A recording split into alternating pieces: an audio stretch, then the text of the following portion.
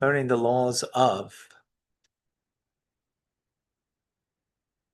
shkogos. When inadvertently you do something wrong and you have to bring a sacrifice on the altar in the times of the Holy Temple.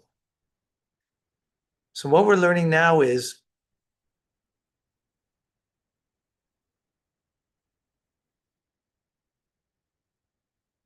what happens if you did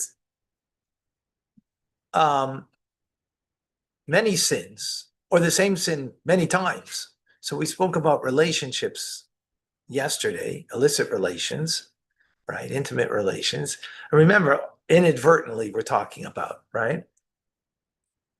So now we're going to talk about food, something you're not allowed to consume, something that's not kosher, right? Okay, the law, so we're chapter 6. So the laws, concerning inadvertent consumption of foods are the same as those concerning inadvertent intimate relations, as we learned yesterday. Therefore, if one partook of the same type of forbidden food many times in one lapse of awareness, he is only liable for one sin offering, even though there were many days in the interim. So let's say, you ate something many times, right? And you didn't know it was not kosher. For whatever reason, you didn't know it was irrelevant, right? That's called inadvertent, right? Not willful. If it was willful, then you can't bring a sacrifice, right? A sacrifice won't help. But here it's inadvertent. And what it means, one lapse of awareness means that in between you weren't aware. Because let's say you ate Yankel ate something yesterday, and then at the end of the day, someone told me, by the way, I saw that you ate ta yesterday. That wasn't kosher. Oh, okay. So at that time, what would he have to do? One sacrifice. If the next day, again inadvertently, he forgot, like he's just accustomed to eating it for whatever, it doesn't, whatever. Again, it doesn't matter how this came about. We're talking about the parameter of the law. That's what's important here, right? So why a person would do that, or how could they forget? They did a sin. How could you? It's irrelevant. He again ate it, right? So it's being a second sacrifice. Why? Because he was warned, he was told already, so he was aware. But if he wasn't told and he ate it again and ate it the next day and the next day, that's called one lapse of awareness. And therefore you only bring one sacrifice. Okay? Let's see, what is implied? One particular forbidden fat on a given day, and did also the following day, and the day following that, in one state of lapsed awareness, is liable for one sin offering, even though they were cooked in different pots. They were cooked in different pots. In other words, they were done differently. But it's all the same prohibition. That's important, right? Unkosher fats. If by conscience inadvertently partook of an olive-sized portion of forbidden fat, he became aware of the transgression, and then again inadvertently partook of an olive-sized portion of forbidden fat, same thing, and became aware of the transgression, he is liable for each time he ate. Meaning liable for what? What's he liable for? Lashes? What's he liable for? A sacrifice. Oh, We're only talking about sacrifice. okay. This was in the bosoms. Right. Oh, it's still inadvertent. I thought it was, okay.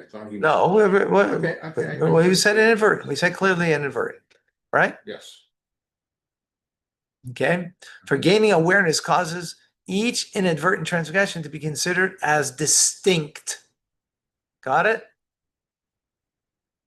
In other words, when it was one lapse of time and you did not, and you were not aware, then it's like one thing you did. But when you become aware, so then that becomes a thing onto its own. And you did it again, it's a thing onto its own. Again, inadvertently, right? If one partook of a half of an olive-sized portion of forbidden fat, and then partook of another half, this is half, right? Remember, biblically, everything has to be done with time and space. So the space over here is olive size. As you ate less than olive size, you don't bring a sacrifice. Not allowed to do it. That's not the point, right? The point is to bring the sacrifices, which the laws of what we're talking about here, right? You wouldn't bring it on its own. But now you ate half, right? Then you partook of another half of forbidden fat in a state of lapse awareness. They're joined together, even though they were cooked and served in different pots, and he made the interruption between partaking of them. For the different pots do not cause inadvertent transgression to be considered as distinct. And it's in one lap. So here, the one lapse of unawareness is working against them, so to speak. And working again, that's not the right term, is working against separating it. Right? In the sense that one lapse of time, even though we're cooked in different pots, and there were different time, one was today, one was tomorrow, or yesterday and today, right? Because it's considered one act, even though you only ate half here and half here, right? That half and half come together as complete. Now, if he was aware in between, then the half would not connect with the next half, right? And then he would not be obligated to bring a sacrifice offering. Very good. Good. We're all on the same page, it sounds like. Chai. Tell me well. Just remember it. Okay. This applies provided he did not take more than the time to eat 3 eggs between 2 times he ate. That's a condition. As explained in Hills Asuras, just as anything eaten in that time is combined to compromise a minimum measure. So I made a mistake saying that it was, 1-2 days. No. Right. It's going to be, 6 minutes or something like that. Right. To comprise a minimum measure of the person who did so willfully liable for lashes, so to anything eaten when time is combined to comprise a minimum measure to make a person who did so inadvertently liable to bring a sacrifice. So if a person did it willfully to eat the forbidden fats, for example, right? Mhm. When is he obliged? Only when he eats a certain amount within a certain amount of time, right? Yeah. Time and space come together. So the space is the amount, and the time is the time, right? So the space, the amount is an olive size, which is like 3 ounces. If it's liquid or revius, actually, better yet, a slice of bread, let's say, right? And in the amount of time, let's say 6 minutes. There's different opinions. We'll go with the 6 minutes, right? So you would have to do it within that allotted time. You ate half, and then the other half without awareness, right?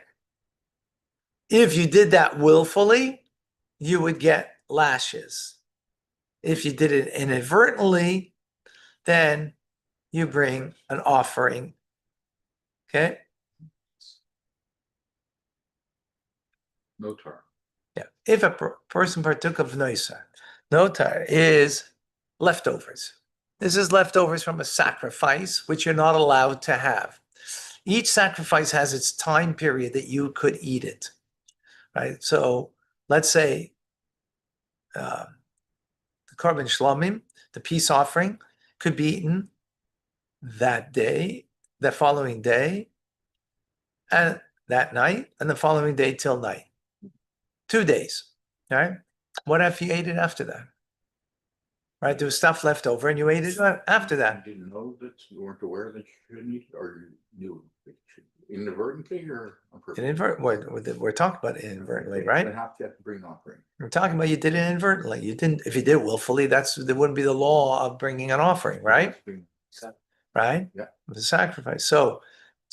But 5 different sacrifices, because you brought, maybe it was holiday and you brought 5 different sacrifices, right? And all of them you ate, right? You ate an olive sized portion from each sacrifice in one lapse of time, right? He's liable only for one sin offering, even though he partook of them in 5 different pots. What's the rationale? Is that they are all included in one prohibition, and different pots do not cause inadvertent transgressions to be considered as distinct. So it's one prohibition. What's the prohibition here? In one word? No. Well, no. Notar.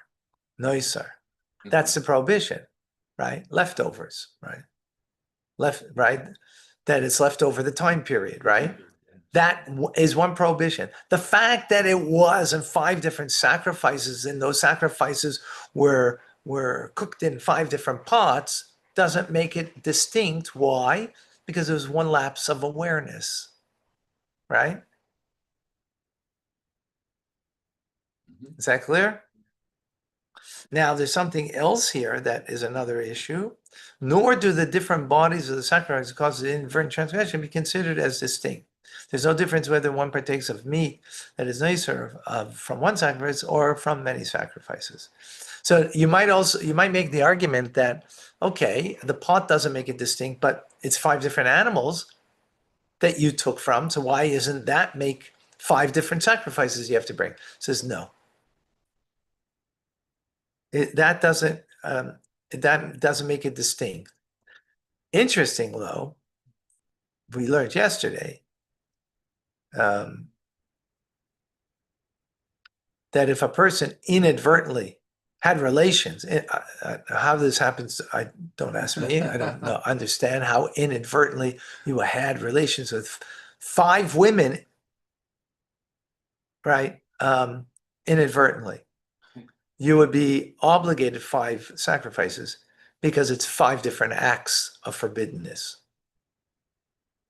Here it's not. Forbidden relations with an animal, it says here too. Yeah, okay, but okay. Similarly, if one slaughters 5 sacrificial animals outside the temple courtyard and one lapse of awareness, he's only liable for one sin offering, because again, it's one prohibition and it's one act. The similar act. To what can this matter be compared? To the one who bows down to 5 forbidden images and one lapse of awareness. Okay? Because it's all the same act of idolatry, right? It's all the same act of idolatry. Inadvertently.